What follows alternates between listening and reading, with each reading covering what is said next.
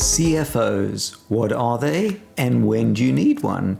I think many founders don't really know the difference between a CFO, a financial director, and a bookkeeper, and when is the right time for each of them. So in this webinar, we're going to explore that with an expert.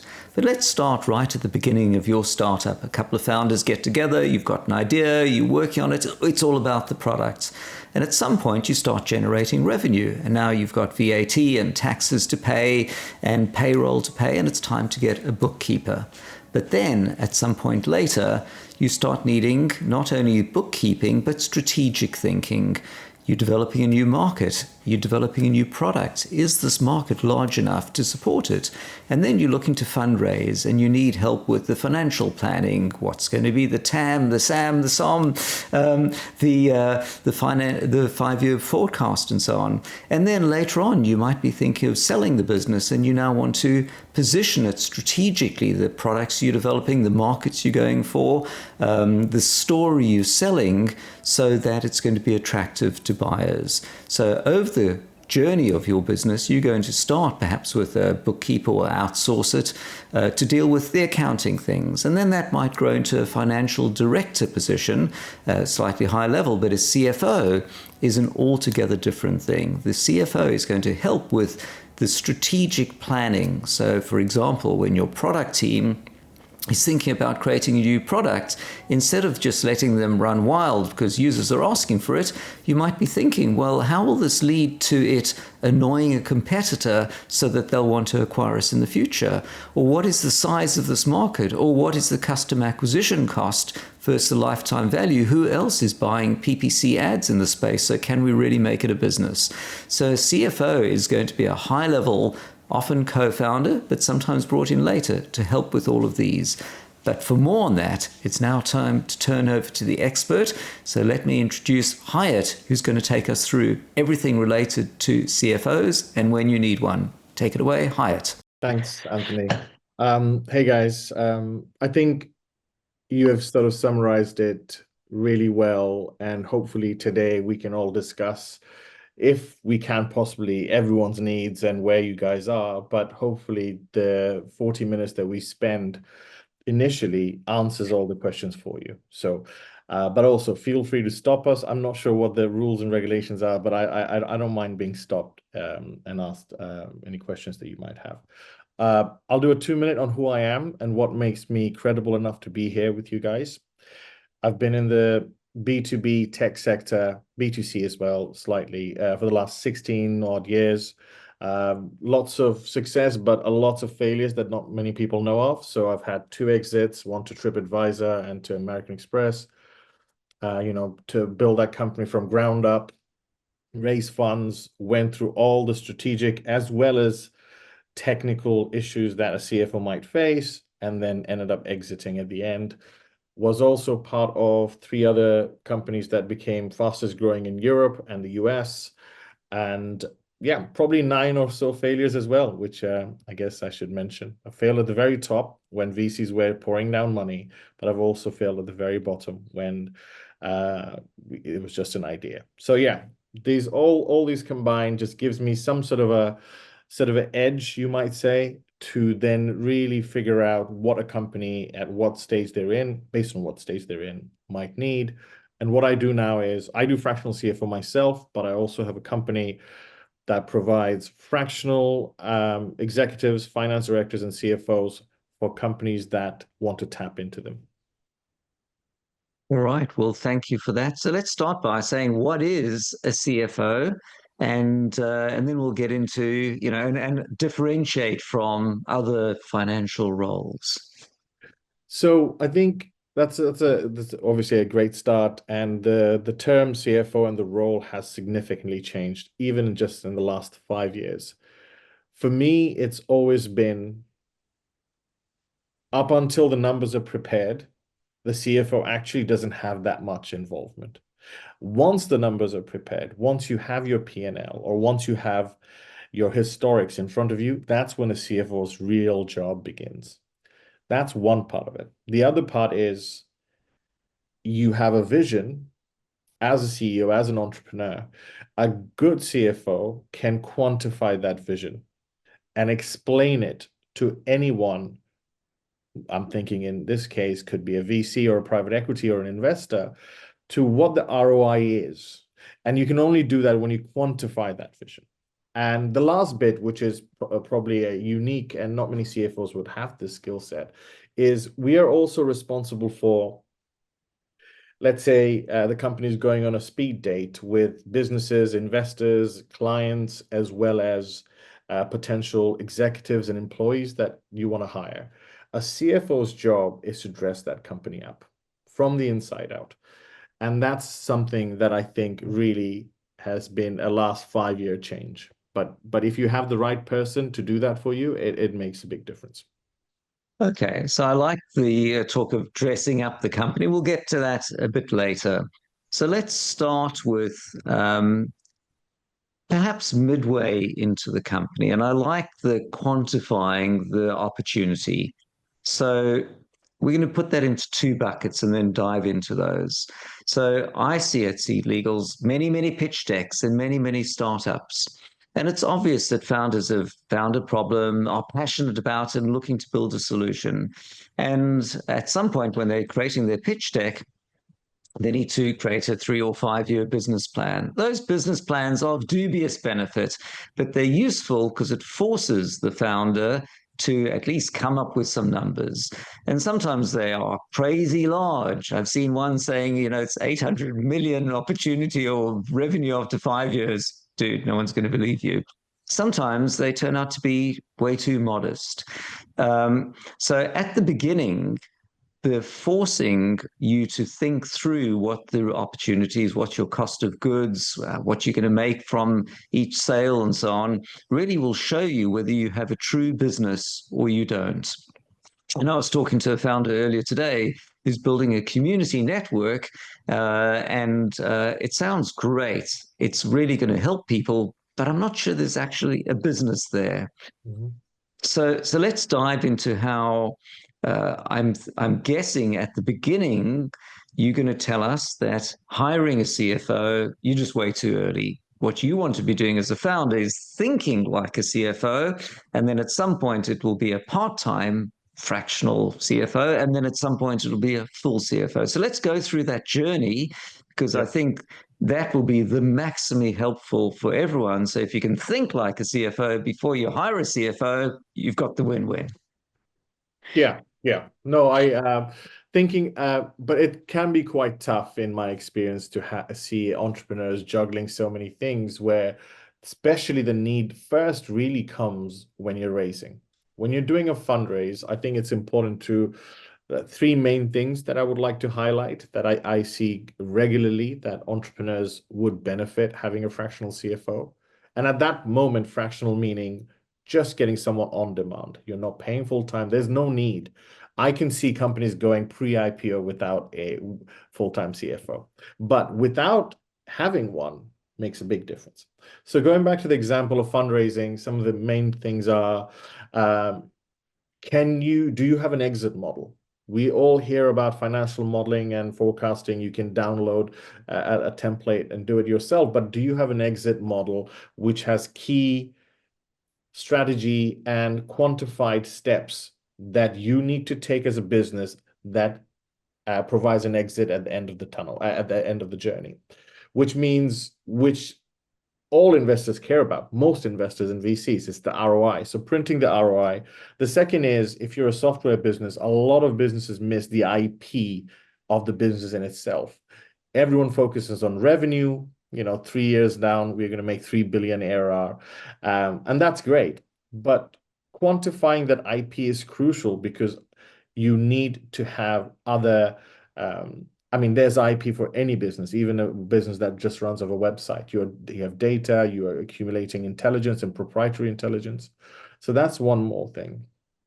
And the third thing that I see a lot of the reason why people should hire a fractional CFO before fundraise is going back to my analogy of dressing up the company. Because it just matters so much more on how you are dressed versus anything else. And I know as a CFO, that's probably not the right thing for me to say, but It does. And I think a modern CFO will have that edge and knows what a VC is looking for. So that's where I think the first initial fractional or on demand, whatever the word you want to use, is getting someone in without paying full time, but really getting into tapping into their expertise. And yeah, and then down the line, if you're raised, you also need a fractional CFO, because if you're raised from a VC, they would want to have reporting. You will have different guidelines as to, because you want to secure them for the next funding round. Unfortunately, that never ends for a tech CFO or a tech entrepreneur. But yeah, so and then it carries on from there, more and more responsibilities, and we'll discuss more responsibilities for a mature company or an SME. But that's definitely the initial period where I have seen most companies thrive having a fractional CFO. So I love your thinking. So let's go right back to the beginning of the company, because I think, one of the things is you're a founder, and do you need a co-founder? Is solo founder okay? Is two founders good? Do you need more than two? And what I like to think is, for a successful company with lots of things happening in a given day, I think you need three roles. Role number one is the domain hustler, the hustler, the domain expert. This is usually the person whose idea it was. Doctor, dialysis machine, mother, solve problems. They are the visionary, but they may not be able to build it. So the second role is the person who can help deliver it, which is usually the CTO. And the third role is what I call the Mr. or Ms. Money, which is the person who's going to make it a going concern, investable, make sure that the business is ultimately profitable and isn't just wasting money, and is picking the right audience segments and things like that. And that aligns roughly with the CFO. So, of course, now, as a founder, look within and go, which one or more of these roles am I? And you now want to surround yourself with co-founders to complement your skills. So at SeedLegals, I'm definitely the tech product guy. That's what I love. I can do, actually, the financials are not my strong point at all. So my co-founder does that. And, the domain expert hustler being front and stage. Well, I do some of that, and my co-founder does some of that as well. So the three roles we kind of divvy up between the two founders. So now the reason I'm mentioning all this is, as a founder watching this, look within and go, which one or more of these am I? And now, if it turns out that the financial side is really you may defer needing to outsource that, or finding a co-founder for that, for a while, until you've got so many other things on your plate you really need that. If that's not your strong point, then you may need help on that much sooner, which means either a co-founder to complement that, or now outsourcing that. And that might be, as Hayat says, initially on demand. I'm less of a fan of the fractional word and more of a fan of the on demand word, which is when you're coming up to fundraising, you need help with, I think people often think I need help with my pitch deck. But if you talk to the people who do pitch decks, one of the things they tell me is founders come to them thinking, I need a bit of help, some design love with my pitch deck. It turns out they need help with the business plan. And it turns out they need help with the entire business, because the pitch deck reflects the underlying business. And often the underlying business, when you look at the financials, it's just not going to work. It needs to be restructured. So any thoughts on those really early stages about, maybe as a founder oneself, watching this, when do you think you could try to learn to channel what a chief financial officer and business person would do, and when you need to reach out for some help? Good question. When do you actually, I think what you said initially, it's quite important for you to realize, or who are you out of the hustler and the tech person and the business person. And once you know your shortfall, once you understand that this is the area that you need expertise, I think that's definitely the first step. And also realizing, who are you? I guess let's say the scenario is you're going after a VC investor. when you go after the VCs, they speak a certain language. And that in itself could be a really good motive for you to get some help. Now, I'm not saying get someone 1 day a week, even. Get someone to at least help with, have one call, an hour call a week, whatever that works for you, whatever works for you. And once the VC, or if it's to do with angel investors, that's slightly more passion driven. Individuals matter more. So are you that eccentric entrepreneur or you are the hustler? I'm sure you can go get some angels. So it really depends where you are. I always recommend, if you have the capital set aside to invest in an on-demand CFO, just understand that, like at Beyond Elevation, for example, the agency that I run, we don't really have a typical ex-PwC or EY CFO. We just don't. It doesn't work.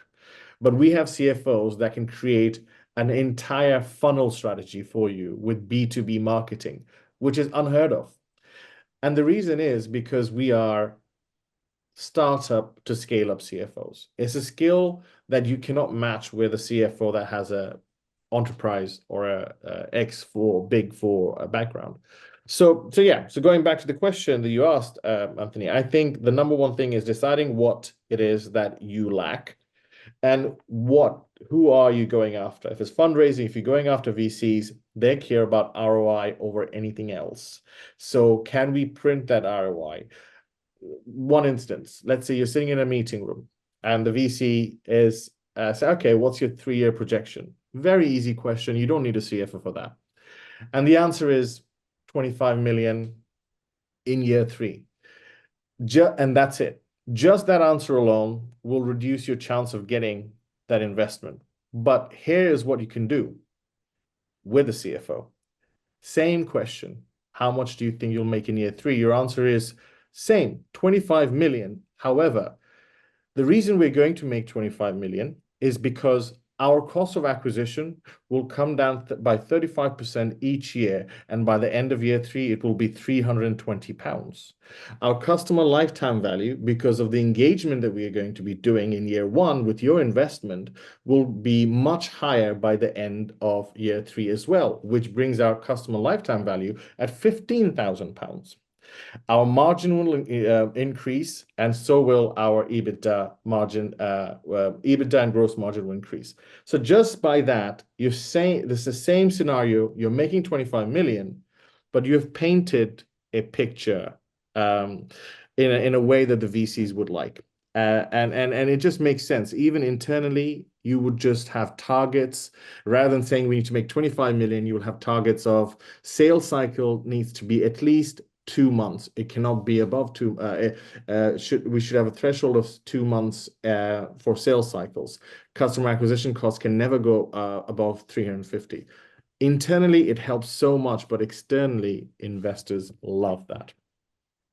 Okay, well, that is awesome on 2 levels. Number one, I think one of the challenges is, you make up a 5-year plan or a 3-year plan, and then there's a complete disconnect between the numbers you put and how you actually going to get there. It's like you look at the numbers each month and you go, well, they're doing this and the plan said this, and you don't know what the difference is. So having the details of that is important. The second thing is obviously just listening to you.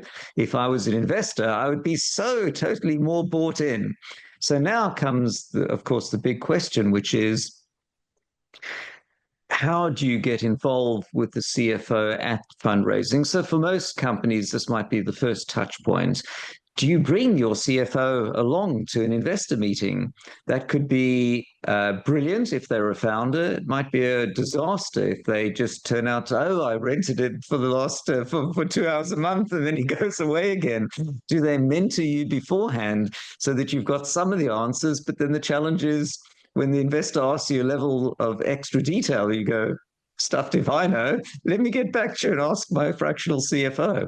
So how do you engage so that you're knowledgeable, not caught out, and you bring the CFO to investor meetings?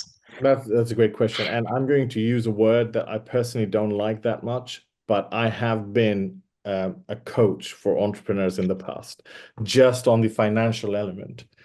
And I personally, when I work with clients, it's more like our sessions that we have becomes the greatest brainstorming session where we connect with each other and there is an exchange of some beautiful energy, something that happens within that call. And the reason that happens is because I tend to not use financial jargon. And that's the beauty of it. How can I use less buzzwords and how can I explain what my business model is to my grandma? That's always been the sort of so going back to the question if there is a CFO in the meeting, the way I like to do it is that I want to empower my CEO. That's the success that I look forward. If it's a first-time founder or if it's a 5x founder from before, if my job is to make that person look shiny, grand, and someone who knows everything, I wouldn't recommend taking your CFO if he's not a founder, if he or she is not a founder, to an investor meeting, especially the first one. But my name's used in pitch decks because having a CFO in your deck increases the weight of the deck and so on. But yeah, there's a lot of hand holding, there's a lot of coaching, because most entrepreneurs are smart. So what that means is that they're quite emotionally intelligent. So if we speak to them on a human level, everything is just downloaded. So I have seen that every 10 out of 10 times. So yeah, coaching available on decks just to make sure that it doesn't matter if you're 2 hours or 37 and a half hours a week, a CFO is there with you. And the on-demand model means that if you need more, you have more. It's that one person that's always there. Okay. Yeah. All right. And by the way, I think what's quite interesting, maybe I'm just thinking of myself, but I think it's an observation more widely, is that I think founders need to switch gears and they need help switching gears. What I mean by this, from creating something where the goal is to just build something to switching to selling it. And I think, founders, get out of bed to solve a problem. And then in the initial stages, it's all about building a solution. And they're actually probably mildly embarrassed about selling it because they know it's not quite ready yet. And, people give us money. It's a bit weird. Can't we just be awesome? And, but the business will never grow. You can't have 200 people in the business and a profound effect on the world if you don't have a revenue stream. So at some point, you need to switch gears from we've built stuff, we now need to sell stuff. And we need to make sure that we can find an audience, that our customer acquisition cost is less than our lifetime value, and all these other things, which founders, they may just not have been that role, or maybe they're a bit embarrassed, or maybe they feel that they're not ready to switch gears. And I think it's the not ready to switch gears, which is the important thing. So talking with the CFO who's done this before may, number one, help them understand, are you ready to switch gears? And number two, just changing that mindset. And I have to say at SeedLegals, I went through exactly the same thing. In the beginning of SeedLegals, I would literally sit on a beanbag outside our office in the corridor to not disturb the 6 people we had and do customer calls. And at the end of a customer call, people would love what you're doing and not buy anything. And I could never really understand it. And then we hired our first salesperson, and I thought, she knows nothing about our products. It's not going to work. And literally 30 minutes after a second sales call, the person bought a funding round. And I could not understand how I was not able to do it and she could. And then I realized, for me, I was trying to impress people about how clever we are, but probably kind of subconsciously showing all the things we hadn't yet built. And she knew nothing about the future plans and just showed, we've got one of these, you can get it right now. And maybe the CFO is the same, which is, instead of the founders being in this mindset, we're going to be building, building, building, it's like, no, you've got something, you need to sell it.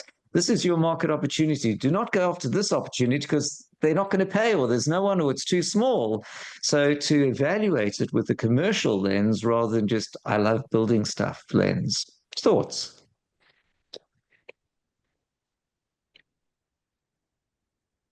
So is your question, so let me get the question, The, I make sure think I the get the question was question. about changing the mindset of the founder and bringing into mind it's not just about building something because you love building stuff or solving a problem. It has to have a financial model. It has to be targeted to an audience that can buy or want to pay for your service.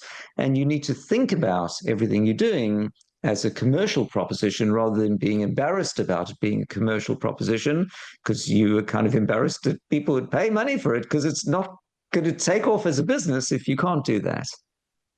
Yeah, no, so I am probably the opposite of that. I mean, I think about money the moment I wake up in the morning and then just before I go to bed.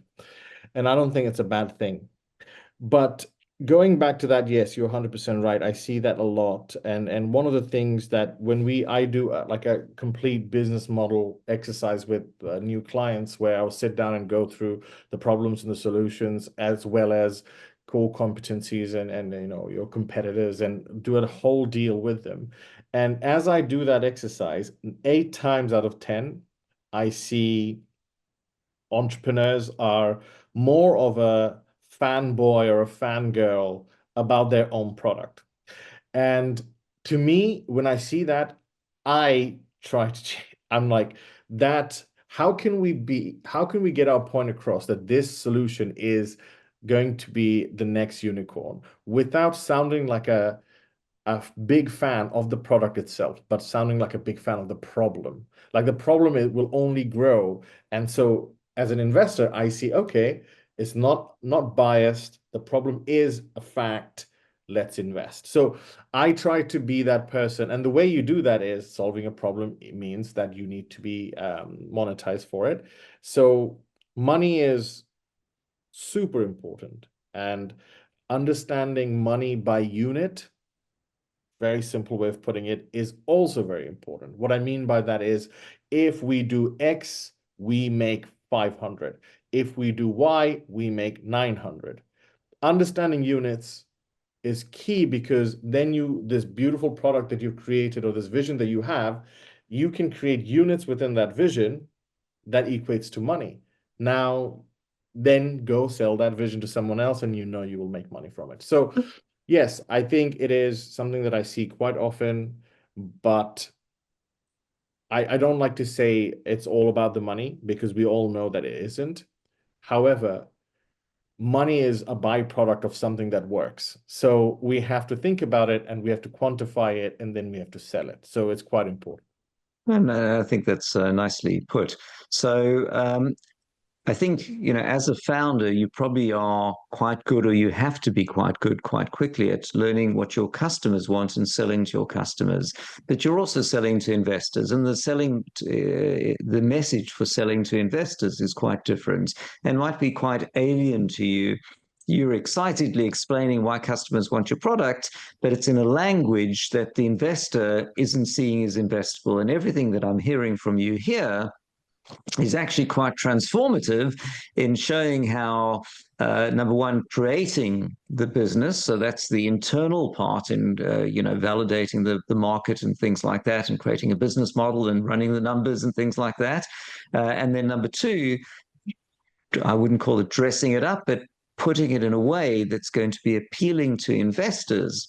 And for anyone watching this, I think if you've seen many startups founders pitch or pitch decks, some decks and some pitches feel it's like interesting, not exciting. And some crossover into this is amazing. I want in either I want the product or actually if I was an investor, I'd be in. And as you were describing the business opportunity earlier, it felt exactly like it switched from instead of just 25 million in year three to, and here's why. It's the process of getting there that gets you excited. And Yeah. so, I mean, all one of right. the worst things that I can tell a founder who's really passionate about their product, and I have been guilty of probably saying that a lot, is no one cares about what you're building. And that really hurts people. And it's okay because what people care about is what is the result of what you're going to build. What happens when this is fully the version MVP's out? What happens when you go to America with a product? What happens if you have a functionality that you add? No one cares about the functionality, but people just care about what effect it has. And I think that is a balance. And I think a CFO is, because it's analytical, because it's goals driven and monetary driven, that angle really helps entrepreneurs balance things out. Okay. All right. So let's switch from the external one, and we'll get back to exits in a few minutes. And let's switch to the role of a CFO internally. So, once you've got some scale, then you've got product managers and you've got dev team, and your product pipeline is now filled. Your GitHub or Jira, whatever you use, has got like 200 tickets, and you're trying to pick what to do next. This is what I call the what to do next problem. And customers need certain things. They're shouting, this doesn't work, and we need to do this, and the rules change, whatever, need to do that. And your sales team have got ideas. And so now in this mix, you want to pick wisely the most valuable things to do. And I think one of the ruts that you can get into as a company is you start picking the low-hanging fruit or the short-term things and miss the long-term things. So let's talk about how a CFO, wisely chosen and suitably integrated into the company, can help the company lift their gaze into the bigger opportunities rather than get stuck in the smaller things, and help potentially evaluate different opportunities. An example with us: should I launch in the US? Or should I launch in 6 European countries? Or should I do a different type of product? Obviously, I've made the choice on that one already, but hopefully the right choice.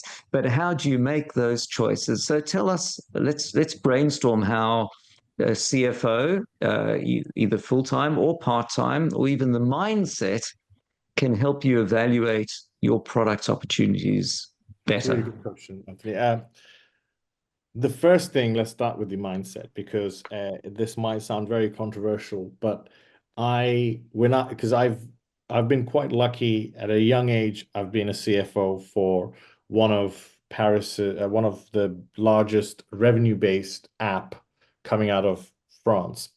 And I went in with one simple rule, and that is because of my own personal life. I don't come from money, but I never liked thinking that it was scarce. I never liked that feeling that it was that I had to chase. So weirdly enough, in my early 20s, this philosophy that I still follow is that I never think about saving cost. And that might sound really weird. I might go in, even if a company is cash flow, 3 months runway, not much going on, I never think about saving cost. I think about, how is this cost having an impact to my P&L? Just that simple shift of mindset makes me and the CEO work together to make the decisions that will have a growth impact, that will have a sort of non-capital impact, if there may be such a case. So that's the mindset that I like to follow. And in terms of making a decision, as if you're an SME, I think for me, I'm a big scenario guy. I just love playing every single scenario. If with SeedLegal's case, I'm 100% sure you've made the right decision. America is a beast, and you'll do really well there. But what I would have done is, I needed to really quantify this decision making. So the starting is, how do I know my customer before that they know that they are a customer? Typical Steve Jobby kind of way of looking at commercializing a product. Once I know everything about them, I can clearly see that America has a compound annual growth much bigger than any other European country, or even the 6 countries put together. Makes sense. If I get a small piece of that pie, I'm making good bottom line and top line. So what I would do is definitely understand our customers. Sales intelligence is key. If no one's doing it, if someone asks you, who are you selling to? you should spend at least 1 hour telling them, this is who I'm selling to. This is the demographic. This is the characteristic. This is how many employees they have.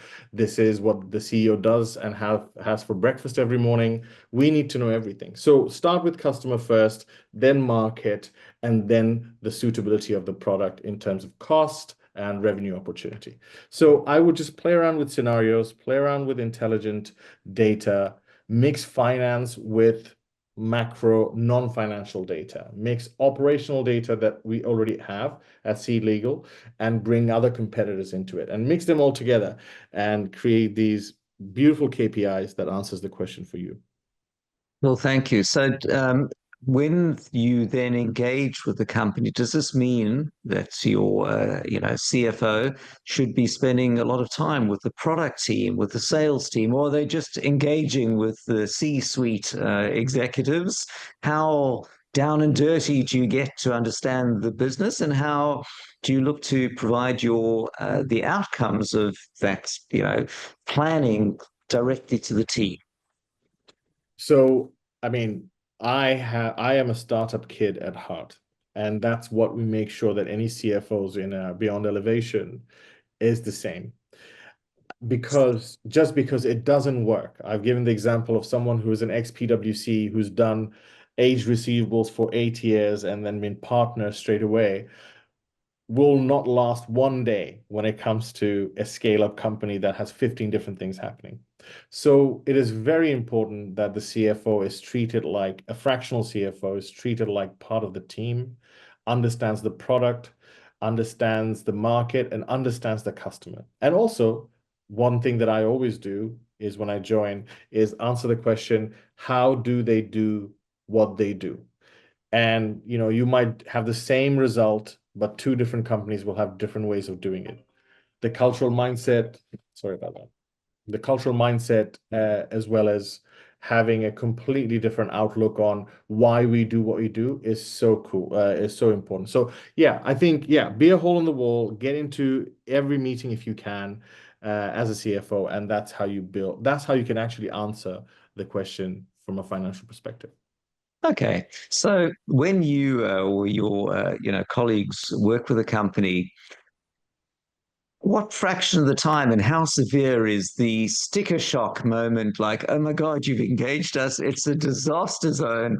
I've asked for your market analysis. You don't have that. I've asked for your planning. You don't have that. You fly by the seat of your pants. You change your mind every 2 weeks, or 2 days. Um, so, is it often a disaster zone? And what are like the three things that you think, if you advice for anyone watching this, when you actually, it's not about engaging with the CFO, but the three biggest mistakes or the lack of, growth of company are coming from these things. Okay, so definitely 10 times out of 10, it's a bit of a mess. It doesn't matter if you had a CFO who's left, or you're a big company or SME, or you're just starting out. And that's okay, because the reason they need someone to come in is because they're struggling with it, or else it won't make any sense. The three things that I've seen as quite drastic and might not be quite conventional, or what you're expecting from a CFO to come out of a CFO. But I think number one is not really understanding the value of your product. And I know that sounds sort of, doesn't make sense because the entrepreneur is so, crazy about what they're building and the product, but what is the value really? And that includes understanding how much money they can make, understanding what the IP can be worth, and understanding the employees and the skill set that you need to do something. And that's definitely, for me, is a big failure that I have seen. Not a failure, that's too strong, but definitely a red flag. Other things would be not recognizing revenue in line with your costs. If you are doing cash basis accounting, you need to change that straight away, because anyone can do plus and minus. But what we have to do with accrual accounting is realize, if we've raised an invoice for 5K, we need to find the cost of goods sold or the cost that took us or made that sale possible in the same month in your P&L. Without that, there is no correct margin. So understanding margin and using accruals principle is very important if you're not doing it already. And the third sign I would say is maybe I hope you guys don't feel, I mean, again, I'm thinking out, trying to think what I can say because there's so many, but I think one thing that I see maybe a bit further down the line is an opportunity for an exit goes away. You can be a big shot, IP driven, good percentage of the market, SME business or large size business, or even a small tech company.